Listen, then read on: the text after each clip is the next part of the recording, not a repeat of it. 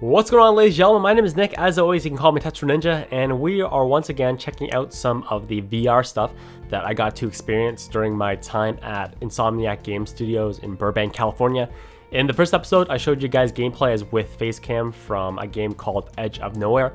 As well, in the first video, I kind of explained all the legal transparency stuff that I always like to go through on all my videos when I try to describe how a visit like this went down. So if you want to check that out, you'll find the link to that in the description, or you can click the annotation in the top right hand corner of the video. And in today's video, we're going to be checking out a newly announced game, which is called the Unspoken, which is actually very, very cool.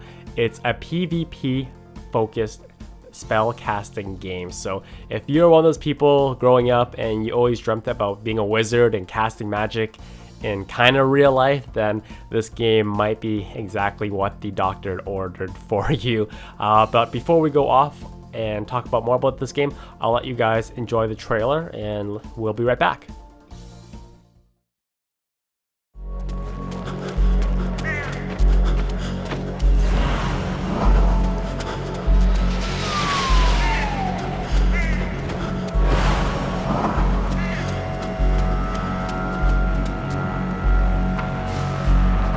You have come to our attention.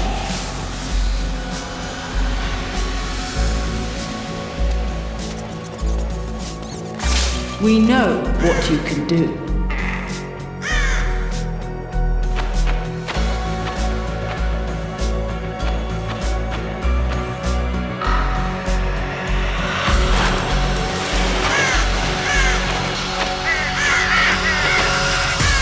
But your actions have been careless.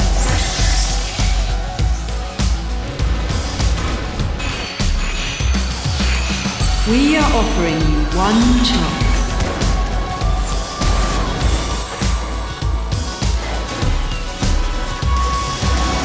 A chance to realize your true potential.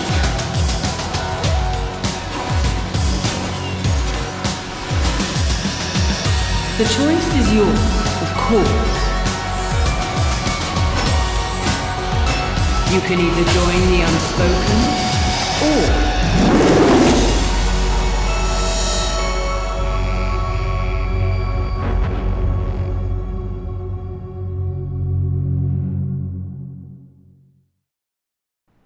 Alright, so here's some footage of me playing the demo of the game, and I think it's safe that we can establish that you cannot look cool playing any sort of VR game. You have a gigantic headset on your face and you're kind of like splashing around like a magic harp out of water, and everything looks ridiculous, but overall the game was actually still pretty fun.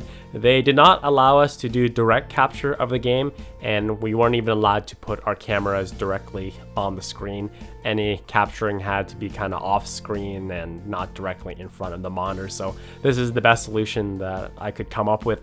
And they didn't actually, this game was very secretive, and it was the unannounced game that they included in the invite. So they really didn't give us any information on what equipment to bring, any cameras and stuff like that. So we went old school with this video. This is like iPhone capturing. This is very nostalgic of the earlier days of the channel, but luckily the camera on phones have gotten a lot better. So next time I go to one of these events, I definitely would bring a real camera with me. But the first thing you'll probably notice right away is that unlike Edge of Nowhere, this is a first-person game, so it really does help bring you into the environment, and it kind of makes the combat a lot more intuitive and intimate, if you want to say that. And I actually had a lot of fun with it. It was really cool testing out some of the VR. But probably the biggest take home that I got from this entire event and my time at Insomniac Games is that VR's fucking expensive, man. It's so expensive. The headset and this game requires 2 motion controllers, the Vive controllers, 1 in each hand, and as well it requires 2 cameras, 1 on either side of you. And here's just some pictures of this entire setup as a whole. And add that all up together, things get expensive very, very quickly, and I don't think the average consumer would want to spend that much money on VR. And as well, it requires a good amount of space around you to play. As you can probably see, each person has their own station and their own standing area, and not every single gamer has that kind of space afforded to them in their gaming setups. And this is something that I brought up to the Insomniac guys as well. If you're a consumer and you're living in like a heavy populated city such as New York, or if you live in Japan, because in general people who live in Japan live in much smaller apartments, which is why mobile gaming is so heavy over there. You just won't have this type of space. And when I brought up that point to the Insomniac guys, yeah, they agreed with me. And then there was a little bit of an awkward silence between all parties, but we just moved on and just kept playing the game. But overall, the game was very fun. I got to do the tutorial and played a little bit of PvP. I was a little bit of a noob compared to some of the demoers. This is like Joe versus Pro right here. You see one guy like all into it, the other guy's just like struggling to survive. One guy knows what he's doing. Oh, it's the other hand. That's what we yes. Yeah.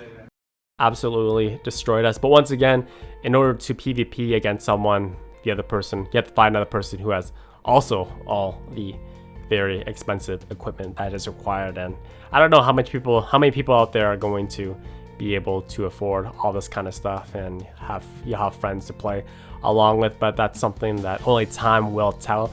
But there's one more thing that I wanted to highlight before I left you guys with, and it's this screen right here. And this exact screen right here is what could possibly be the reason why I would pick up a VR kit and all these cameras if it could be implemented and created by another company out there. So yeah, hopefully you guys enjoyed the video, and I shall see you guys next time.